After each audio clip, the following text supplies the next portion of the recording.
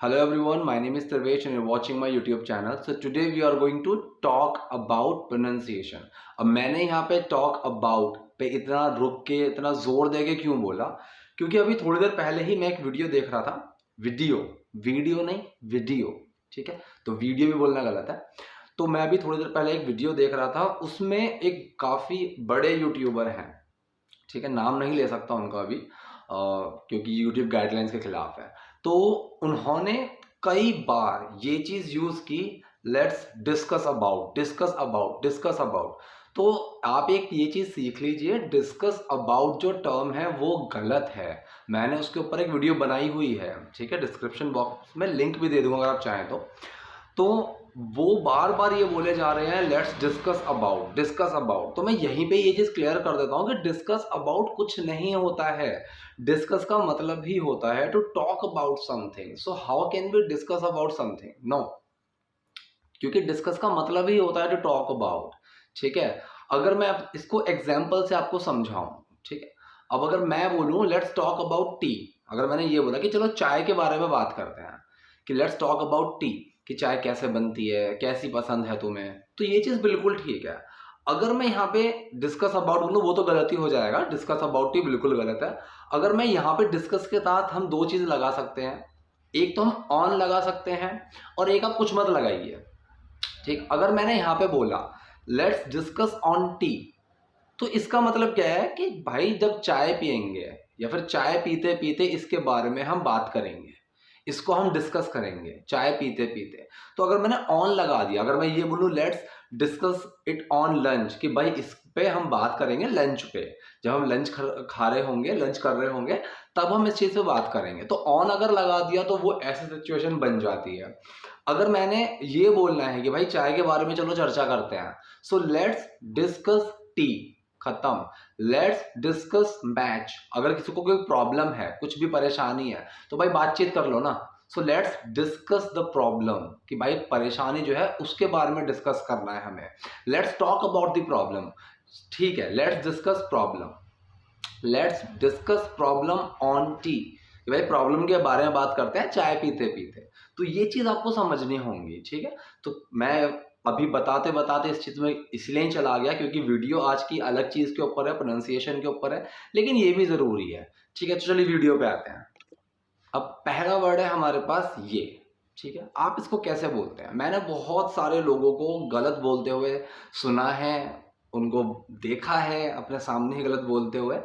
तो बहुत से लोग हैं जिसको बोलते हैं कैपेसिटी, लेकिन पहली चीज़ तो इसका मतलब जो होता है वो होता है क्षमता किसी भी चीज़ की, ठीक है।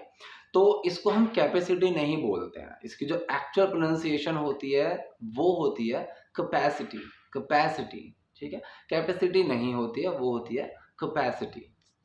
नेक्स्ट वर्ड है ये, ठीक। अब इसमें प्रॉब्लम क्या आती है, बहुत सारे लोग इसको ऐसे बोलते हैं अवेलेबल, ठीक है, अवेलेबल। इसका मतलब जो होता है, इसका मतलब होता है उपलब्ध, ठीक है, कि भाई इस दुकान पे ये दवाई उपलब्ध है। अगर मैंने ऐसे बोलना है तो वहाँ पे हम यूज़ करेंगे इस वर्ड का, लेकिन इसको हम अवेलेबल नहीं बोलते हैं, इसको हम बोलते हैं अवेलेबल। अब अवेलेबल के पीछे भी एक छोटा सा लॉजिक है। अवेलेबल वर्ड बना है दो शब्दों से, अवेल प्लस एबल, ठीक है, अवेल प्लस एबल।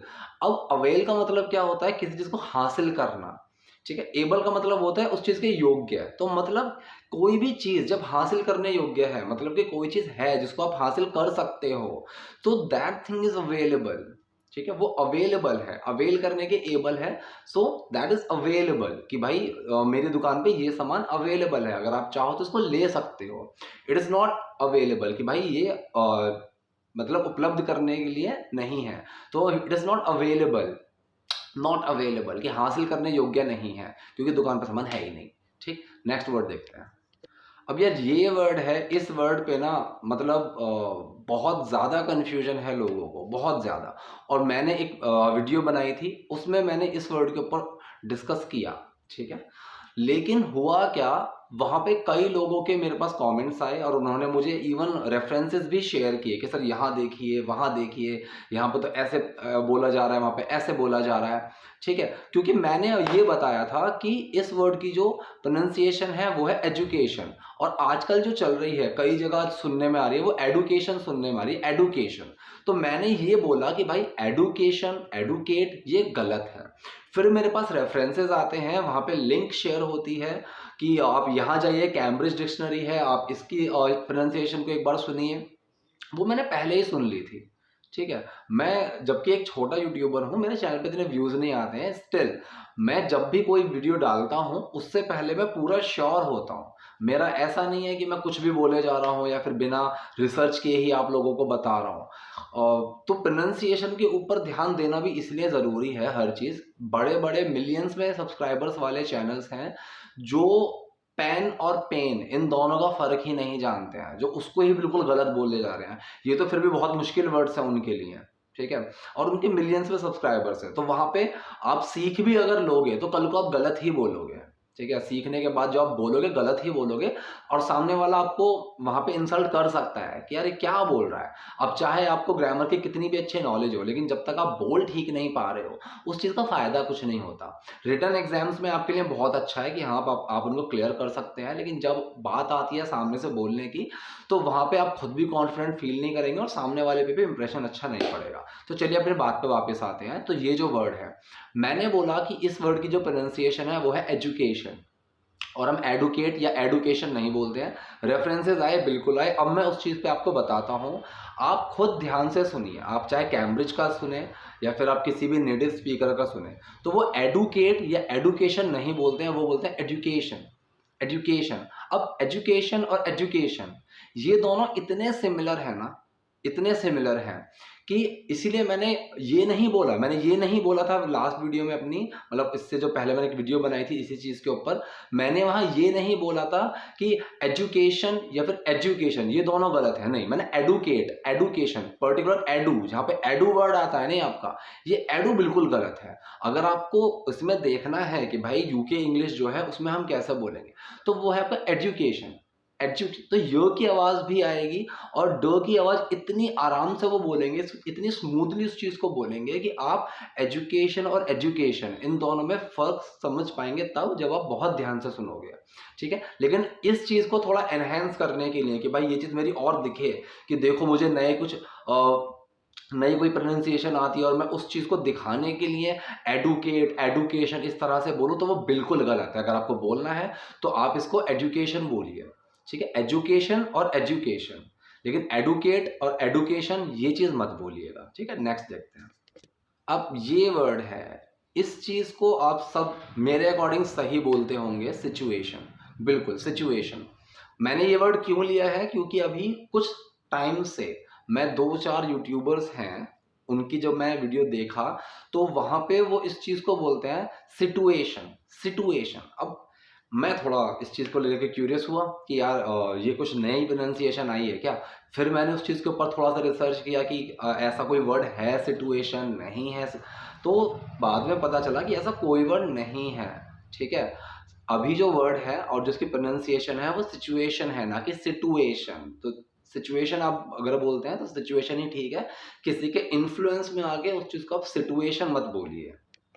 अब ये है इस चीज़ की जो प्रोनाउंसिएशन है, इस वर्ड की जो प्रोनाउंसिएशन है, अगर वैसे तो अगर आप टावल बोलते हैं तो बिल्कुल ही गलत है, टावल तो बिल्कुल ही गलत है।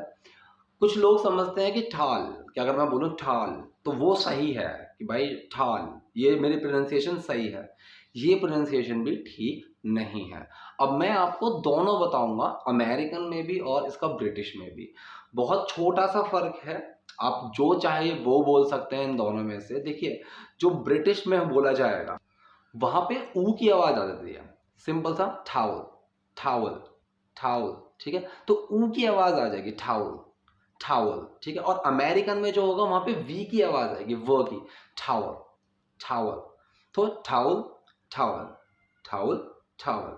आप इन दोनों को बोल सकते हैं ठावल, और ठावल में भी वो ज़्यादा प्रेस नहीं करना है, ठावल, और टावल में भी ऊ ज़्यादा प्रेस नहीं करना है, ठावल, ठीक। बहुत आराम से बोलना है। इस चीज़ की आप प्रैक्टिस कीजिए कुछ टाइम तक, थोड़ा प्रैक्टिस कीजिए, आपको समझ में आ जाएगा। नेक्स्ट वर्ड देखते हैं। अब इस वर्ड की मेरे पास काफ़ी टाइम से रिक्वेस्ट आ रही थी कि इस चीज़ की जो प्रोनाउंसिएशन है, इस वर्ड की जो प्रोनाउंसिएशन है वो बताइए ठीक से, दोनों में, अमेरिकन में भी और ब्रिटिश में भी। तो मैं आज आपको वो समझा देता हूँ, ठीक है।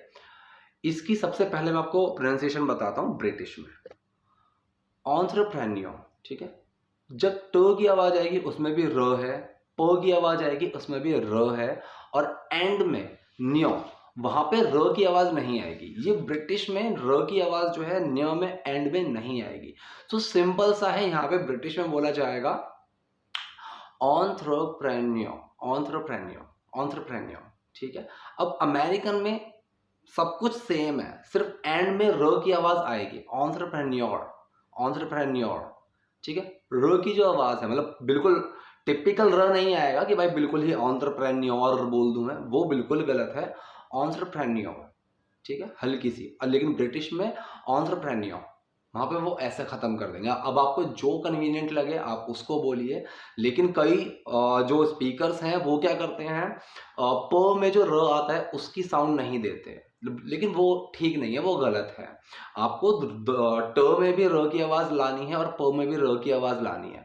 एंटरप्रेन्योर, ये हो गया आपका ब्रिटिश में, और एंटरप्रेन्योर ये हो गया आपका अमेरिकन में, ठीक है। आप इस चीज़ की प्रैक्टिस कीजिए तो आपको समझ में आ जाएगा। तो ये थे आज के वर्ड्स। आई होप आपको कुछ समझ में आया होगा। अगर और कोई वर्ड है जिसके बारे में आप चाहते हैं जानना कि इसको कैसे बोलेंगे, इसकी क्या सही प्रोनाउंसिएशन है, तो आप वो मुझसे पूछ सकते हैं। मैं ऐसे कुछ वर्ड्स लेके आपको वीडियो दूंगा। तो आई होप आपको चीज़ें समझ में आई होंगी। कोई डाउट है तो कमेंट बॉक्स में जाके लिखिए। वीडियो पसंद आई है तो लाइक और सब्सक्राइब कीजिए। Thank you.